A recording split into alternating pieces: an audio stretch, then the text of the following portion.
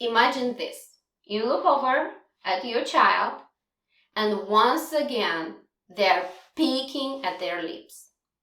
Maybe they don't even notice, but you do. You see the blood, you feel the worry, and you wonder, how can I help them stop without making things worse?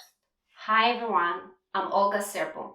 I'm a parent just like you, and also a board-certified behavior analyst and licensed behavior analyst who has spent years working with children with autism and other developmental needs. But today's topic isn't just professional to me, it's personal. Because we are diving into something I live with every single day. Not just in my work, but in my own home with my own child. We're talking about lip picking. And I want you to know, this isn't a lecture. It's a conversation. A real one. One I've had with myself many nights at the edge of my child's bed, wondering if I was doing enough or doing it right.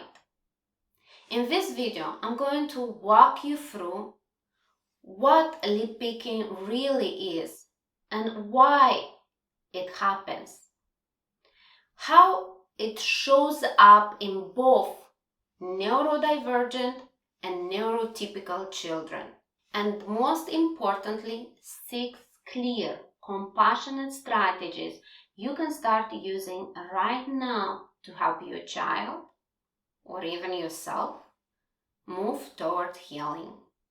Let me tell you a story, one that's still unfolding.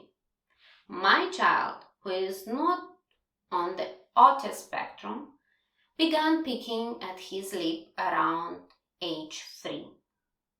It started suddenly, during quiet moments, watching TV, sitting in the car, laying in a bed.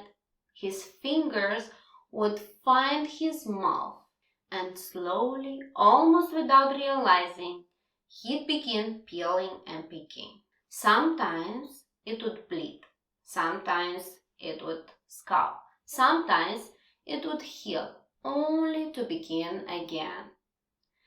And the hardest part, even when it hurt, he wouldn't stop. At first, I was scared. Then I blamed myself. Then I blamed screens, his diet, stress, something else.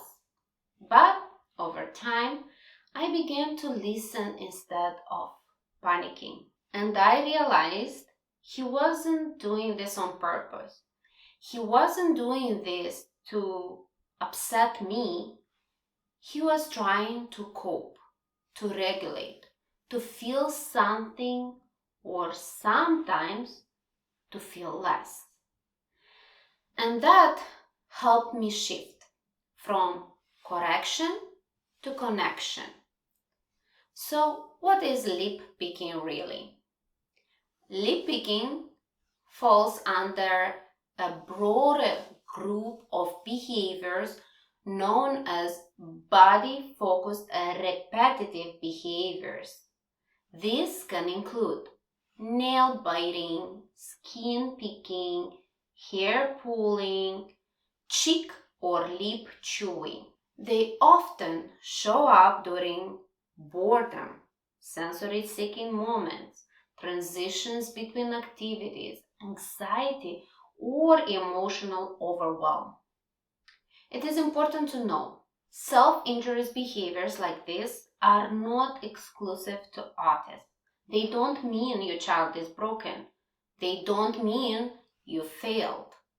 They mean your child is doing the best they can with the tools they have to meet an internal need. And here's the real takeaway. The solution is never shame or punish.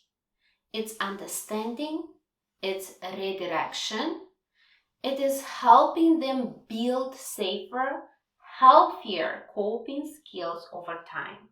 If this is resonating with you so far, go ahead and hit the subscribe button and give this video a like. Not just because it helps this channel, but because it shows you're committed to finding solution through compassion, not control. Let's break down the 6 strategies that have worked not just in my professional work, but in my own parenting journey. These aren't overnight fixes, but they're steps forward, and that's what matters the most. The strategy number 1 is creating sensory alternatives. Many kids pick their lips to meet a sensory need, instead of trying to remove that need, offer a safer way to meet it. Here are a few options. Chewing gum, if age appropriate, chewies or oral sensory tools, biting on an ice pack or popsicle, drinking through straws, squeezing fidget toys or textured balls. Keep those items nearby in a high peak times, in the car, during screen time, or before bed. Make it easy to redirect, not a struggle. Strategy number 2. Use chopstick as a habit replacement. This one has helped us a lot. Instead of saying, "Don't pick your lip," invite them to apply chopstick. Make it part of the daily routine, after meals, before screen time, before brushing teeth, anytime they seem distracted. This turns the urge into a healthy, self-soothing routine, and let them pick fun scents of flavors. Make it engaging. Strategy number 3. Redirect immediately but gently. Catching the behavior early is key, but how you respond is just as important. Keep your tone neutral and warm. Say, "Let's keep your lips safe. Here is your chopstick. Oops, time for a fidget instead." Avoid saying things like, "Stop that. Why are you doing that again? You'll make yourself bleed," because shaming only reinforces the behavior through stress. Strategy number 4. Teach busy hands and busy mouth.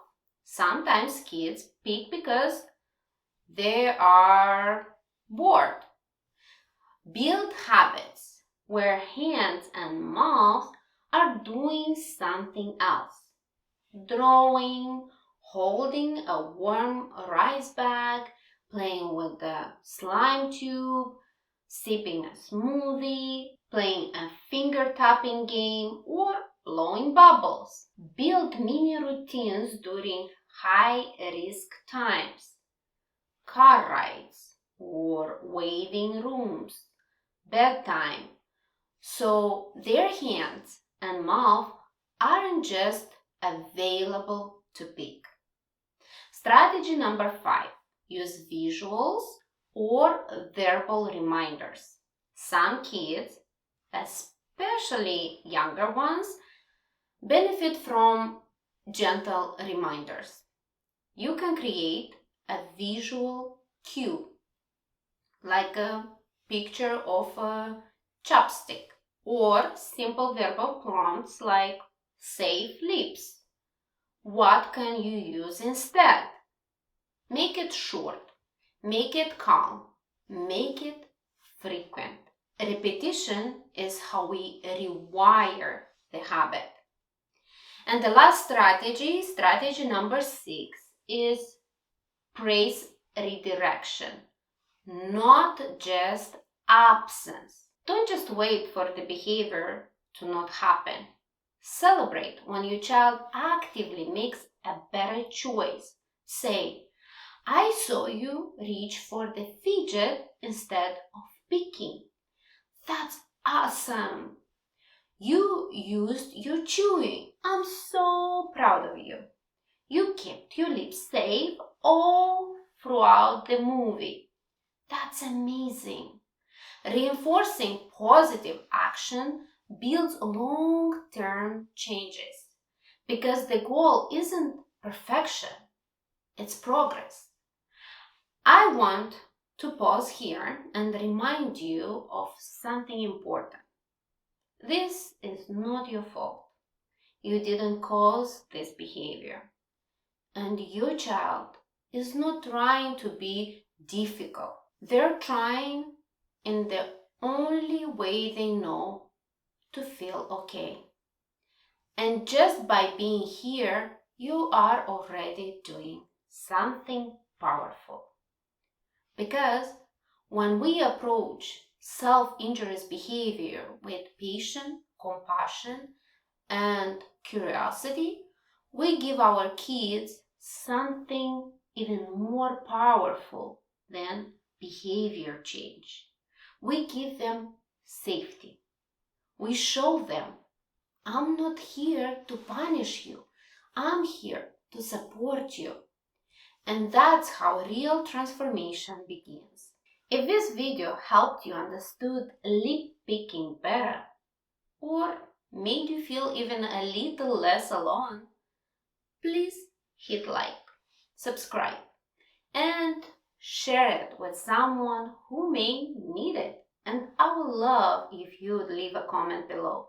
Tell me, what has helped your child or you manage this behavior? What time of day do you notice it the most?